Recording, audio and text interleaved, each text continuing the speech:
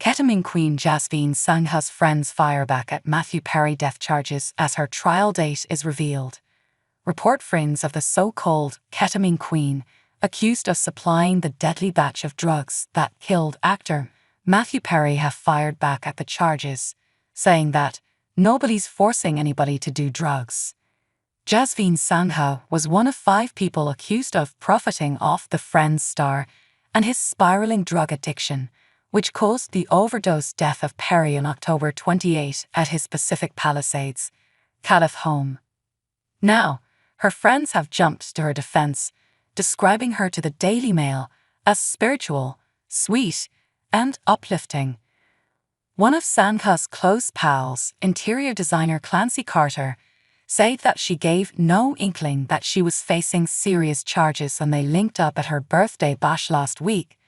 "She's always in the nicest designer clothes," said Carter, who has been friends with Sangha, 41, since 2008. "She has a family that takes care of her. She has never been the type of person who needed money. She has property in the UK. She's always traveling and doing fun things with her family." The mom of 3 continued, "I would never guess she would do something like this at all. But if they have evidence connected directly to her, I'm completely shocked." Still, Carter sympathized with Perry, adding that either way someone innocent died, someone who needed proper attention and care. So it's concerning for sure.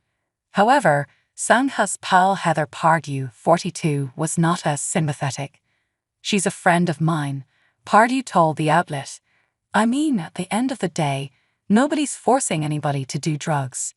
She added that she had never witnessed Sangha being involved with drugs. Prosecutors announced 18 charges against Sangha on Thursday, along with 2 doctors, Salvador Plasencia and Mark Chavez, who allegedly got Perry to shell out thousands of dollars for vials of ketamine that cost as little as $12. Sangha allegedly provided Perry's acquaintance Eric Fleming with 50 vials of the drug in 2 separate deals in October that he ultimately gave to the actor. Sangha threw in complimentary ketamine lollipops with Perry's order because of how large it was, the indictment says. Fleming and Perry's assistant Kenneth Iwamasa, who injected him with the tranquilizing drug the day he died, and Chavez accepted plea deals, according to TMZ.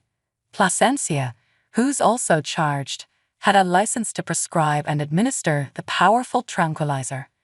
Plasencia allegedly texted Iwamasa, "I wonder how much this moron will pay for ketamine before the actor's death," according to an indictment.